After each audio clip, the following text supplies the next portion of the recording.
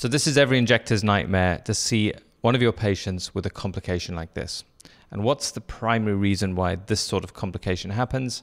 I believe it's to do with depth of injection. So this show, we're discussing all the right depths to inject, and what does depth actually mean when I say superficial, deep, or intermediate, so that you can inject with more confidence and clarity and get, hopefully, fewer side effects. So what exactly causes an eyelid ptosis? So always worth remembering that your anatomy is the foundation of understanding this and injecting safely.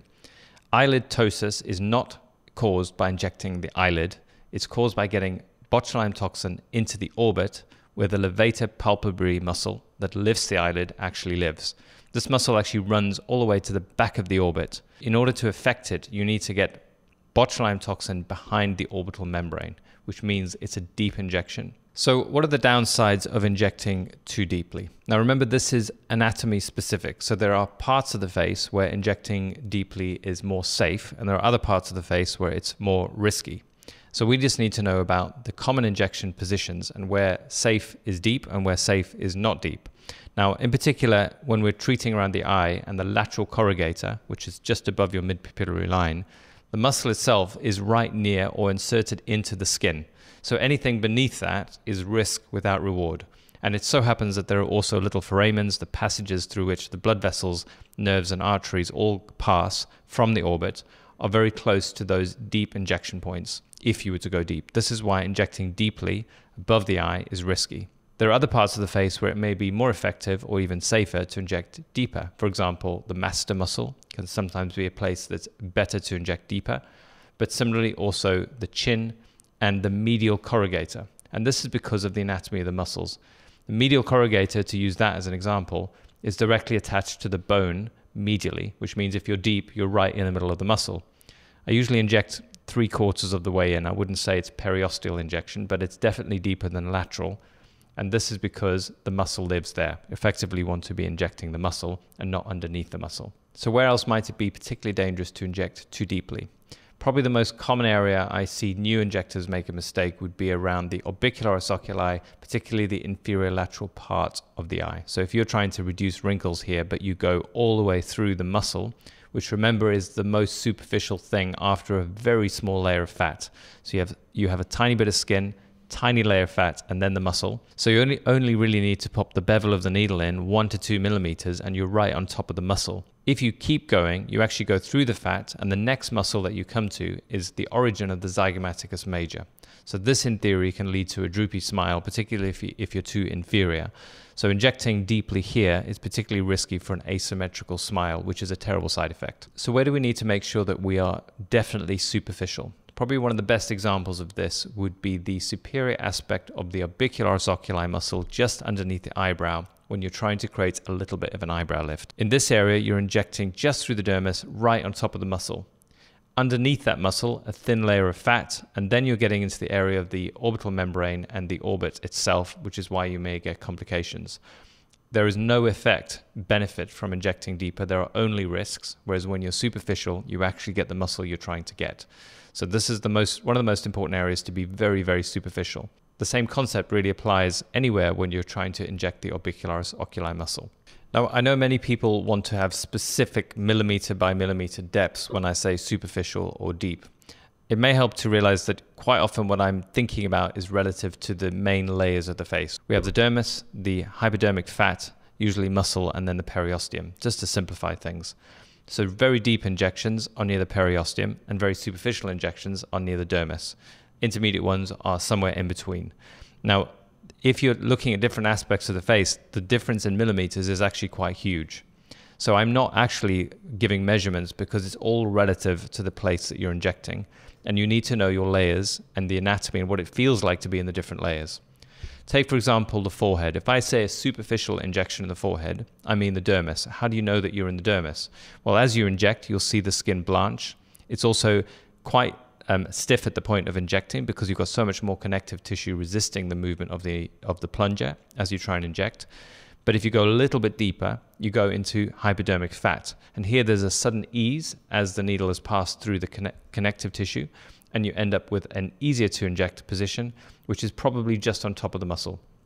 You can go deeper still, and I'm only talking 2 or 3 millimeters, and you should touch the periosteum, at which point you are underneath the muscle, and you can feel that because the bone feels firm. Those will be the 3 layers of the forehead described as superficial, intermediate, and deep, which is very different to if you're injecting the masseter. Now, if I was describing the masseter muscle and you injected superficially, you would be either in the dermis or the superficial part of the muscle. Intermediate would be halfway through, but it might be a full needle depth of a BD syringe. And a deep injection, you'd be compressing the muscle until you feel periosteum. But they're still really relative to whether you're on the bone, in the muscle or fat, or in the hypodermis. Superficial, deep, or intermediate. So we've just discussed the masseter. Let's have a look at a case and try and figure out whether this was a superficial or a deep injection. Now in this video, what you can see is contracting muscle superficially. So there's a popping out superficially of the muscle, which tells me that what actually happened was that the injection was relatively deep in a relatively big masseter muscle. So we've relaxed the muscle in the deeper plane, but more superficially there's an area of muscle that's still contracting, which you see as a bulge. But in the case of the masseter muscle here, there are 2 different theories that people talk about. And I am a big fan, actually, that it's more likely the deep injection rather than superficial injections that are causing this. Because what I can see is superficial activity and deep relaxation. The other theory that I've seen put forward is that as you inject more superficially, you get bulging of the deeper muscles through the surface, like a herniating out.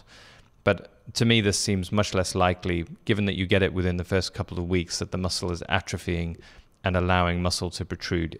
For me, it's quite clear that you have superficial contractility, which means the simple cure is to inject a little bit more superficially so that you get those fibers. But be warned, a lot of these patients present in the first week, and all you need to do is just wait, because it settles down on its own as more activity of the botulinum toxin actually takes place. Because it seems to be around 3 weeks that it doesn't look anywhere near the same way in many of my patients who've come back with this with an early follow-up. Expect this to be a potential side effect in the first 3 days or so. Give it more time, and in most cases it settles. And it happens more often when the muscle is big. So when you get those really big masseter muscles, you're much more likely to have this as a side effect to when they're more moderate. Now let's have a look at the correct depths on a real patient. I'm going to go through each area and tell you how we know what depth they're at and what my reasons are for being at that particular depth. Procerus, deep.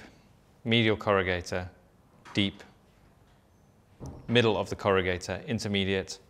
Lateral corrugator, superficial. Frontalis, deep or intermediate. Orbicularis oculi, all the way around, superficial. So, glabella. Medial aspect is deep, because that's the depth of the muscle. I'm going to go about 3/4 of the way in. It's a relatively long needle. I'm going to do 4 units while compressing the orbit. The next injection is intermediate depth. 3 units. And this one, the most superficial, just into the insertion point of the muscle. You can see a little bit of blanching there, that's correct. Procerus muscle, relatively deep, originates from the bone, 4 units. Medial corrugator, deeper injection, 4 units. Frontalis, deep injection, 2 units.